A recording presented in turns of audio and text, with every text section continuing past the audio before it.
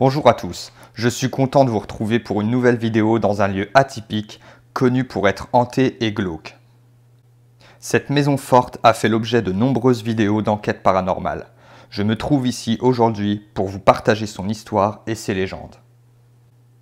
Je n'y ai constaté ni ressenti aucun phénomène en visitant ce lieu, mais restez vigilants jusqu'au bout et faites-le moi savoir en commentaire si vous remarquez quelque chose d'étrange. Je vous encourage à vous abonner si cela n'est pas encore fait. Ça ne coûte qu'un clic de souris et ça m'encourage énormément. Voilà, il ne me reste plus qu'à vous souhaiter un très bon visionnage à tous. Place au générique.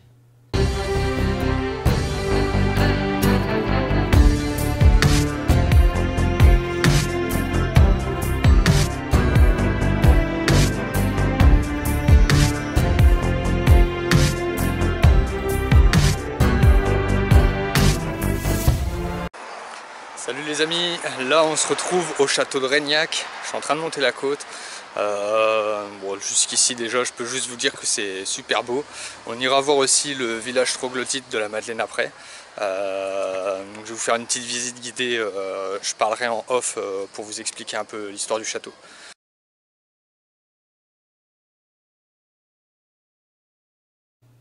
La maison forte de Reignac, château-falaise unique en son genre, se situe sur la commune de Turzac, en Dordogne.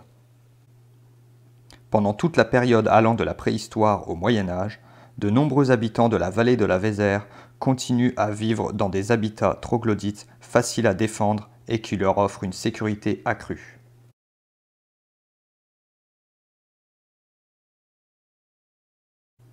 À l'origine, les hommes se contentent de squatter des grottes voire de simples abris, mais au fil du temps, ils aménagent de véritables villages creusés dans les parois rocheuses. C'est ainsi que naissent des demeures seigneuriales ou des forteresses creusées à même la pierre. Ces châteaux-falaises se caractérisent par leurs façades qui semblent s'appuyer contre les rochers.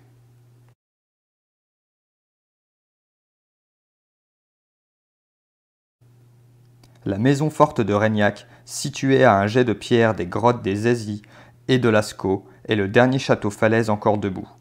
La façade a été érigée sur l'emplacement d'un site préhistorique occupé 20 000 ans auparavant. Elle est l'ancien fief des descendants du corsaire Jean Bart, des Barbarins, des Bontemps, des Rofignac de Carbonnier et des Colvillemont de Lerne, puis la propriété des Fleurieux, des Milly, de la ville de Bordeaux et de Monsieur Touron qui l'a ouvert à la visite en 2006. La façade d'une longueur de 25 mètres n'apparaît qu'au XIVe siècle, pour aménager les lieux et leur donner un aspect plus noble et plus digne de ses habitants. L'ouverture des fenêtres date du début du XVIe siècle. En effet, la date de 1508 est gravée dans l'une des fenêtres de la maison. Ce château, édifié à des fins défensives, est doté d'un important système de fortification combinant meurtrières, avant-corps en encorbellement et plus tard ouverture destinée à accueillir des canons appelés alors bouches à feu.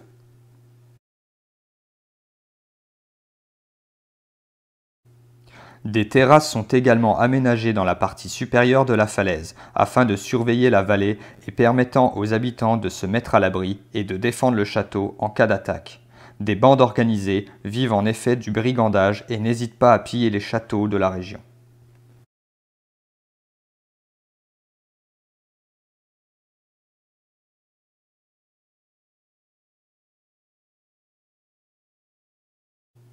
À l'époque de la construction de la façade de la maison forte, la famille de Reignac est vassale du seigneur de la Roque-Saint-Christophe, une cité considérée comme le plus vaste complexe troglodyte d'Europe.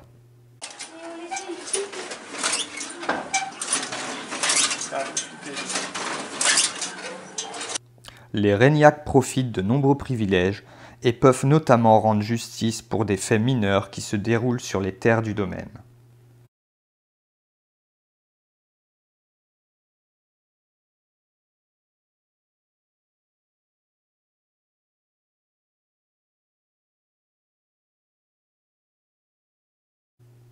Au XIIe siècle, Jacques May, fils adoptif du seigneur de Reignac et fruit d'un viol commis par un membre du clergé, devient écuyer aux écuries de Montignac et participe aux croisades en Terre Sainte.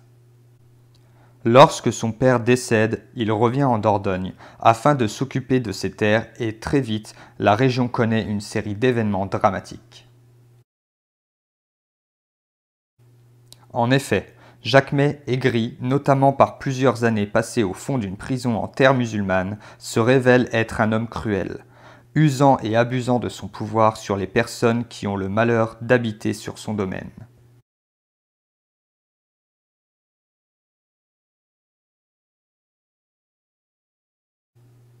Son passe-temps favori est de torturer et de tuer sans avoir besoin de prétexte. Il sème la terreur dans toute la région.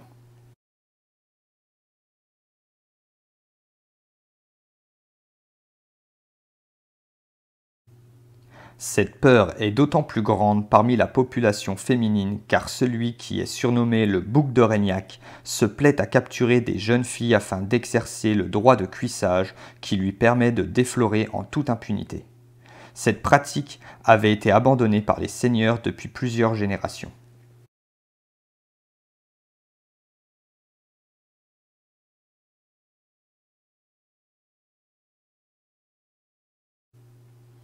Pour les amener dans sa demeure, il fait chevalier de simples brigands qui sont chargés de capturer les jeunes filles des alentours. Celles-ci sont ensuite enfermées dans une chambre, ou plutôt une cellule, où elles subissent violences sexuelles, tortures et sont généralement mises à mort.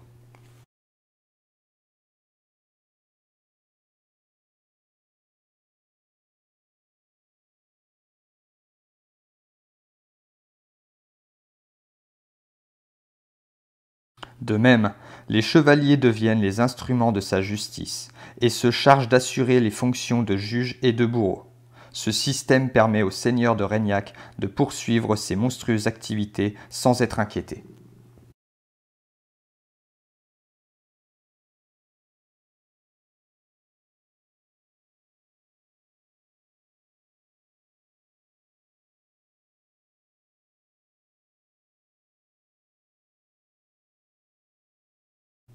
Le nombre croissant de disparitions dans une région réputée calme inquiète malgré tout les autorités de Sarlat.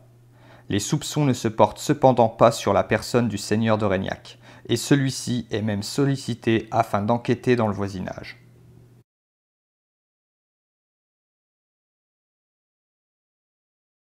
Bien entendu, Jacquemet ne montre aucun empressement à enquêter sur ces étranges affaires dont il est lui-même l'auteur. C'est ce manque de diligence qui donne l'alerte et le seigneur devient principal suspect. Traqué, il s'enfuit en Sicile, non sans avoir tué un proche de l'évêque de Périgueux, dernière vengeance d'un enfant élevé dans la haine de l'Église.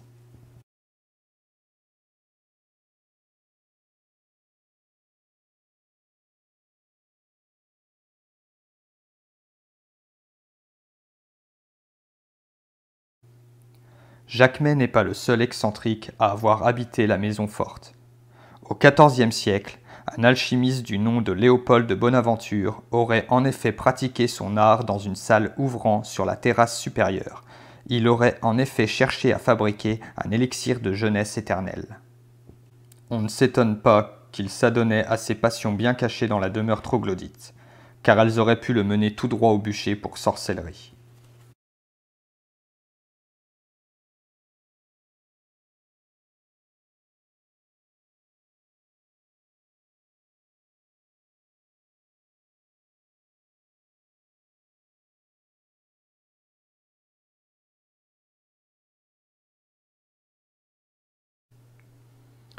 Derrière la façade, on découvre de nombreuses salles taillées dans la roche. Elles sont encore meublées d'époque.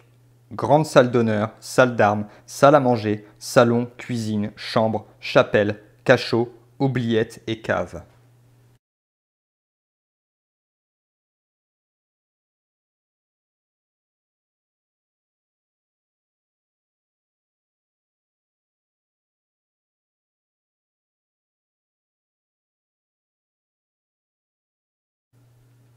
Dans son immense salle troglodyte, on peut y découvrir une exposition sur la préhistoire qui propose, entre autres, une vitrine avec des pièces archéologiques originales provenant des fouilles effectuées sur le site.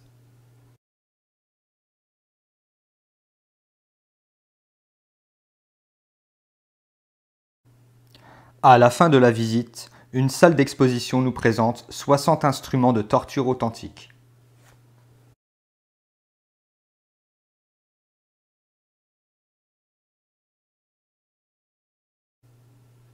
Un lieu chargé de 20 000 ans d'histoire, auquel est ancré des mystères et l'horreur infligée par la torture et barbarie, qui donne une réputation hantée et maudite à ce château.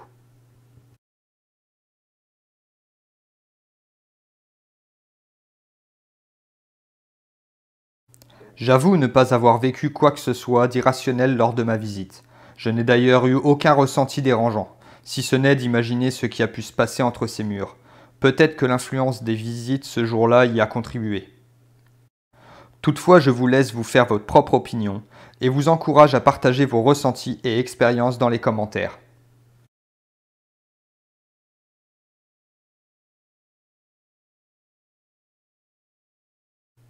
C'est ici que la vidéo se termine.